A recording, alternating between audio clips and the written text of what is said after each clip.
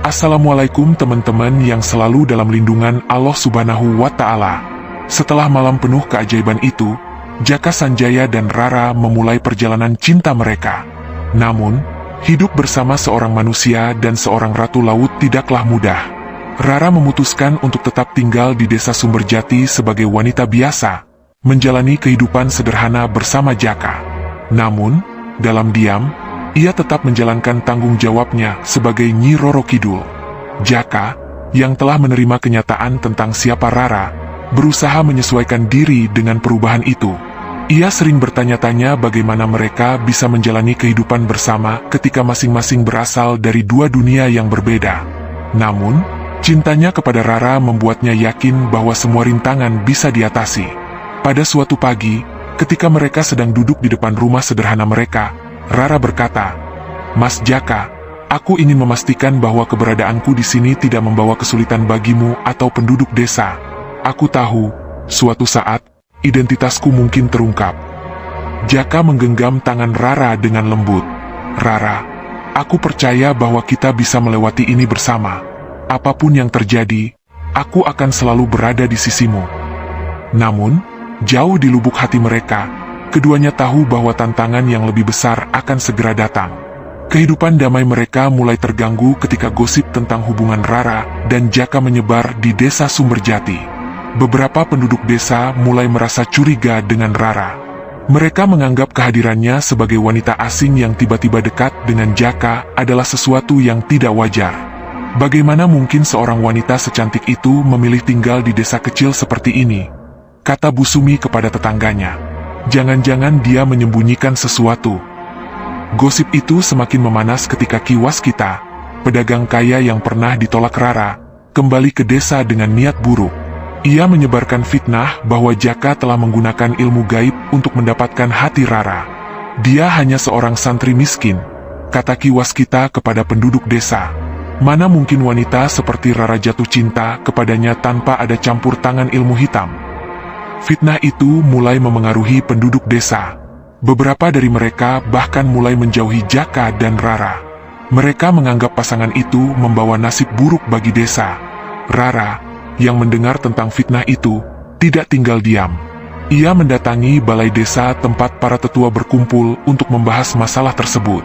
Dengan tenang, ia berdiri di tengah ruangan dan berbicara kepada mereka. "Bapak-bapak dan ibu-ibu, saya tahu ada banyak hal yang kalian tidak mengerti tentang saya," katanya. "Tetapi satu hal yang pasti, Jaka Sanjaya adalah pria yang tulus dan baik hati. Dia tidak pernah menggunakan cara licik untuk mendapatkan apapun, apalagi cintaku." Namun, Ki Waskita yang juga hadir di balai desa tidak menyerah. Ia berdiri dan berkata, "Kalau begitu, buktikan bahwa kamu dan Jaka tidak menyembunyikan apapun dari kami. Jika kalian benar-benar tidak bersalah, biarkan kami melakukan penyelidikan." Jaka, yang sejak tadi diam, akhirnya angkat bicara. "Kami tidak punya apapun untuk disembunyikan, Ki Waskita. Tapi ingatlah, fitnah adalah dosa besar. Jika Anda terus memfitnah, Anda hanya akan membawa kehancuran pada diri Anda sendiri." Ketika situasi di desa semakin memanas, tiba-tiba terjadi sesuatu yang mengejutkan. Laut Selatan, yang biasanya tenang, mulai menunjukkan tanda-tanda keributan. Angin bertiup kencang, dan ombak besar menghantam pantai. Penduduk desa yang tinggal di dekat laut mulai panik, mengira bencana akan datang. Namun, Rara tahu bahwa ini adalah peringatan dari para penjaga Laut Selatan. Mereka merasa keberadaan Rara di desa telah menimbulkan kekacauan, dan mereka ingin memanggilnya kembali. Di malam yang gelap, Rara duduk di depan rumahnya bersama Jaka. Ia menatap ke arah laut dengan wajah penuh kecemasan. "Mas Jaka, aku rasa para penjaga Laut Selatan tidak senang dengan keberadaanku di sini. Aku takut ini akan membawa masalah bagi desa." Jaka menggenggam tangan Rara dengan erat. "Rara, kita akan menghadapi ini bersama. Aku tidak akan membiarkan siapapun memisahkan kita, bahkan jika itu adalah para penjaga laut." Namun, dalam hati Rara, ia tahu bahwa cinta mereka akan segera diuji oleh kekuatan yang jauh lebih besar dari gosip atau fitnah manusia. Di istana megah bawah laut, para penjaga dan penasihat Nyi Roro Kidul berkumpul dengan raut wajah serius. Mereka merasa kehadiran Rara atau Sang Ratu, di dunia manusia telah melanggar aturan lama yang melarang seorang penguasa laut untuk terikat pada manusia. Salah satu penasihat, Patih Wisesa, berdiri di depan singgasana kosong milik Ratu. Keberadaan Sang Ratu di dunia manusia telah menimbulkan ketidakseimbangan. Ombak laut selatan menjadi gelisah, dan ini pertanda bahwa kekuatan kita melemah. Sang Ratu harus kembali sebelum dunia manusia mencampuri urusan kita lebih jauh. Namun, di dalam hatinya, Dayang Surti yang juga hadir diam-diam memahami keputusan Ratu. Ia tahu cinta sejati adalah sesuatu yang langka bahkan di kalangan para penguasa. Tapi sebagai pelayan setia, ia tidak bisa membantah para penjaga yang kini menuntut tindakan. Jika Sang Ratu tidak kembali dalam waktu dekat, kita akan bertindak sendiri, tegas Patih Wisesa. Keseimbangan tidak boleh dikorbankan demi hubungan yang tidak sesuai kodrat. Sementara itu, di desa Sumberjati, suasana semakin panas. Penduduk desa mulai terpecah menjadi dua kelompok. Sebagian mendukung Jaka dan Rara, percaya bahwa keduanya adalah orang baik yang tidak pantas difitnah. Namun, sebagian lain, yang terhasut oleh Ki Waskita, semakin menuntut agar Rara meninggalkan desa. Wanita itu hanya membawa sial bagi kita, seru salah seorang penduduk. Sejak dia datang, banjir melanda, dan kini ombak di laut semakin liar. Di tengah situasi ini, Kiai Ahmad mencoba menenangkan penduduk desa dengan kata-kata bijaknya. Kita tidak boleh tergesa-gesa menilai orang hanya berdasarkan prasangka. Ingatlah bahwa fitnah adalah dosa yang besar. Namun, nasihat itu tidak cukup untuk meredakan ketegangan. Penduduk yang terhasut tetap bersikeras bahwa Rara harus pergi, bahkan jika itu berarti mengusirnya dengan paksa. Rara dan Jaka kembali mendapati diri mereka duduk di pinggir sungai, tempat yang menjadi saksi awal pertemuan mereka. Malam itu, suasana lebih berat daripada sebelumnya. Ombak di kejauhan terdengar semakin ganas, seolah-olah memanggil Rara untuk kembali. "Mas Jaka," kata Rara dengan suara gemetar. "Mungkin aku memang tidak seharusnya berada di sini. Kehadiranku telah membawa banyak masalah untuk desa ini. Jika aku pergi, mungkin semuanya akan kembali tenang." Jaka menggenggam tangan Rara dengan erat. "Rara, aku tidak peduli apa yang orang lain pikirkan. Aku tidak peduli dengan ombak atau fitnah. Yang aku pedulikan hanyalah kamu. Jika kamu pergi, apa artinya semua ini untukku?" Rara menatap Jaka dengan mata berkaca-kaca. Ia tahu betapa tulusnya cinta pria itu, tetapi ia juga menyadari bahwa keberadaannya menempatkan Jaka dalam bahaya. "Aku mencintaimu, Mas Jaka.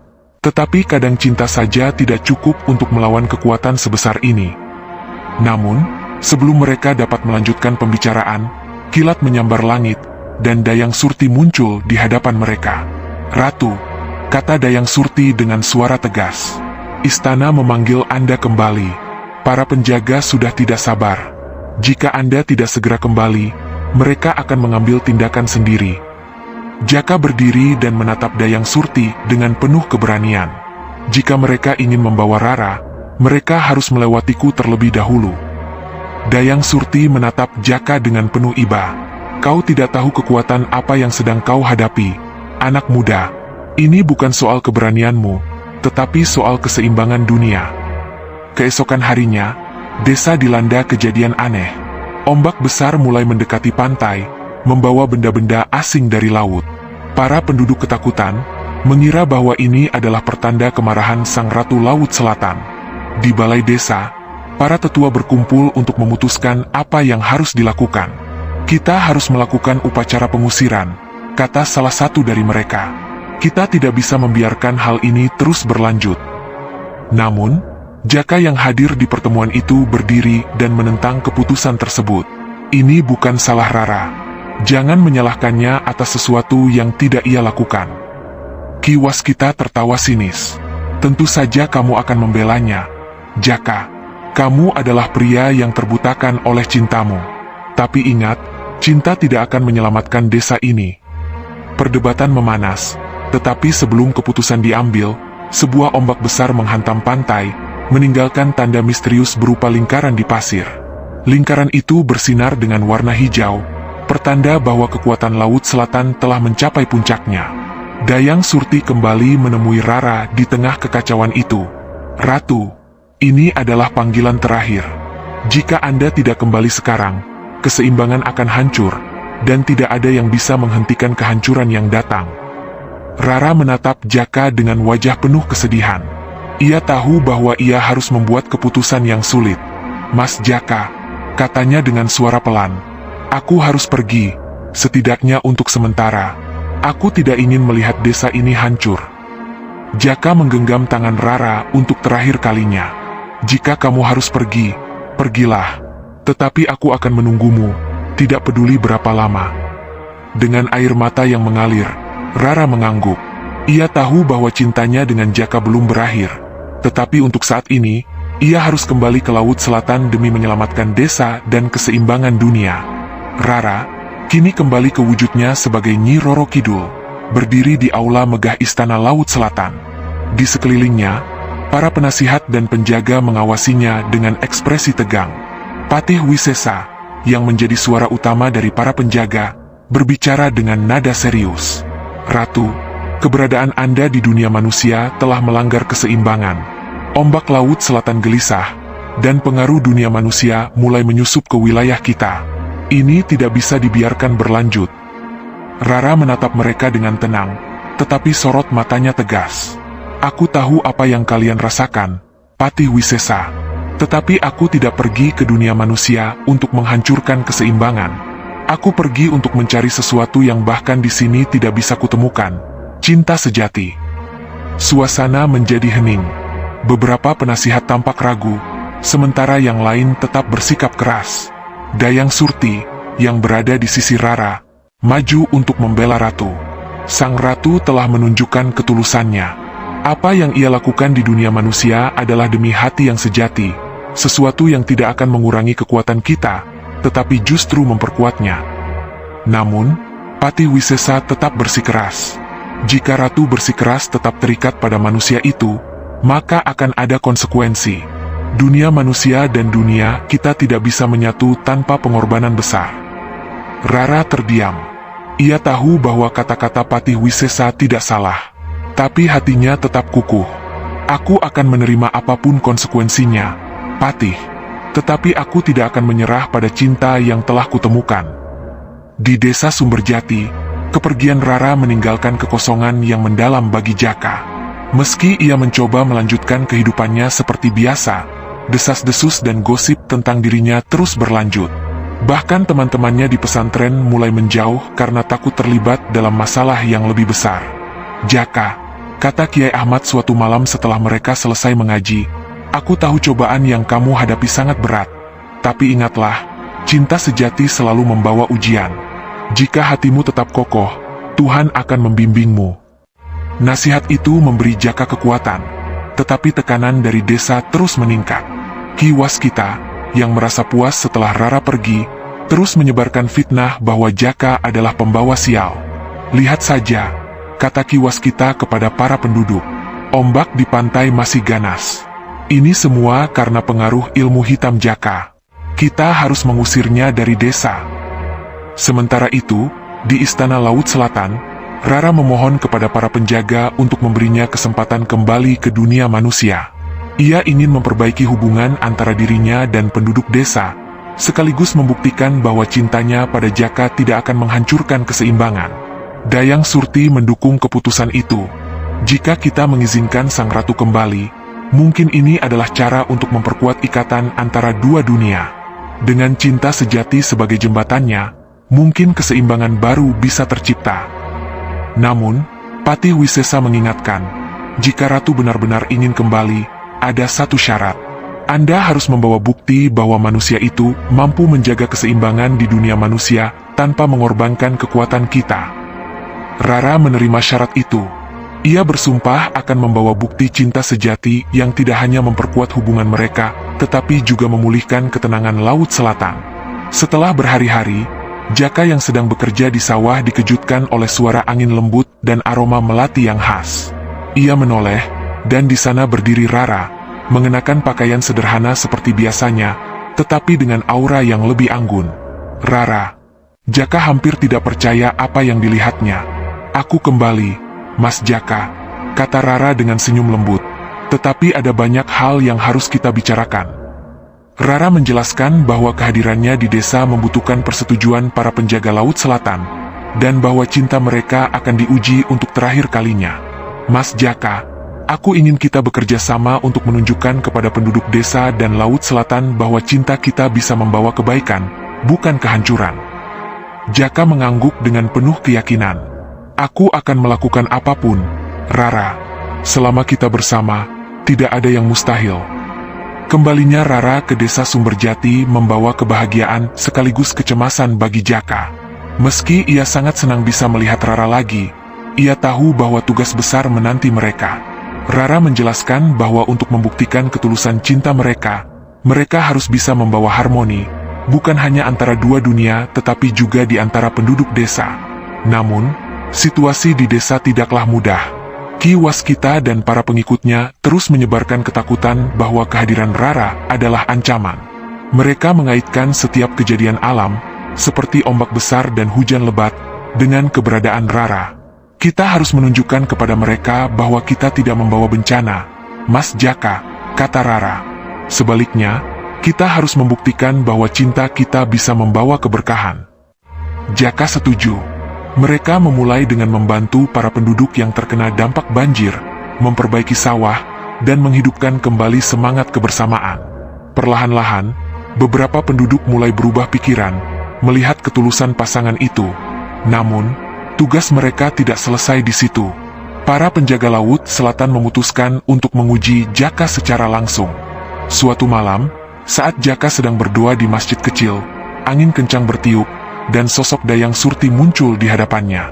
Jaka Sanjaya, katanya dengan nada tegas, cintamu kepada sang ratu akan diuji untuk terakhir kalinya. Jika kau berhasil, kau akan mendapatkan restu kami. Tetapi jika kau gagal, hubungan ini harus berakhir demi keseimbangan dunia. Jaka tidak gentar. Apapun ujiannya, aku siap menghadapinya. Dayang Surti mengangguk. Baiklah, ujianmu adalah ini. Kau harus memasuki Laut Selatan dan membawa kembali bunga melati biru dari taman istana. Itu adalah simbol ketulusan hati. Tetapi ingat, perjalanan itu penuh bahaya. Kau harus memiliki keyakinan penuh, atau kau tidak akan pernah kembali. Dengan doa dari Kiai Ahmad dan dukungan penuh dari Rara, Jaka memulai perjalanannya ke Laut Selatan. Ia berjalan ke pantai pada malam hari, ketika bulan purnama bersinar terang. Di sana, ombak besar terbuka membentuk jalan menuju dunia bawah laut. Saat Jaka memasuki jalur itu, ia dihadapkan pada berbagai rintangan. Arus kuat mencoba menyeretnya kembali ke daratan, tetapi Jaka terus maju, mengingat wajah Rara di benaknya. Ia tahu bahwa cinta mereka adalah sumber kekuatannya. Di tengah perjalanan, Jaka bertemu dengan makhluk-makhluk laut yang mencoba menakutinya. Manusia, kembali ke duniamu. Ini bukan tempatmu, teriak salah satu dari mereka. Tetapi Jaka hanya tersenyum dan berkata, aku tidak akan mundur. Aku di sini untuk membuktikan ketulusan cintaku kepada Rara. Akhirnya, setelah melewati berbagai rintangan, Jaka tiba di Taman Istana Laut Selatan. Di sana, ia melihat bunga melati biru yang indah bersinar di tengah-tengah kolam. Ia mendekatinya dengan hati-hati, lalu memetik bunga itu dengan penuh hormat. Namun, saat ia hendak kembali, arus besar mencoba menahannya. Dengan kekuatan doa dan keyakinannya, Jaka berhasil melewati arus itu dan kembali ke daratan. Jaka tiba di desa Sumberjati dengan membawa bunga melati biru. Penduduk desa, yang awalnya ragu, kini mulai percaya bahwa Jaka dan Rara adalah pasangan yang diberkati. Bahkan Ki Waskita, yang selama ini menjadi musuh terbesar mereka, akhirnya mengakui kekeliruannya. Jaka, kata Ki Waskita di depan para penduduk, aku salah menilai dirimu. Kau adalah pria yang luar biasa, dan aku berharap yang terbaik untukmu dan Rara. Jaka menerima permintaan maaf itu dengan rendah hati. Kita semua membuat kesalahan, Ki. Yang penting adalah kita belajar darinya. Dengan restu dari para penjaga Laut Selatan, Rara dan Jaka akhirnya menikah dalam upacara sederhana yang dihadiri oleh seluruh penduduk desa. Bahkan, Kiai Ahmad memberikan restu khusus kepada pasangan itu.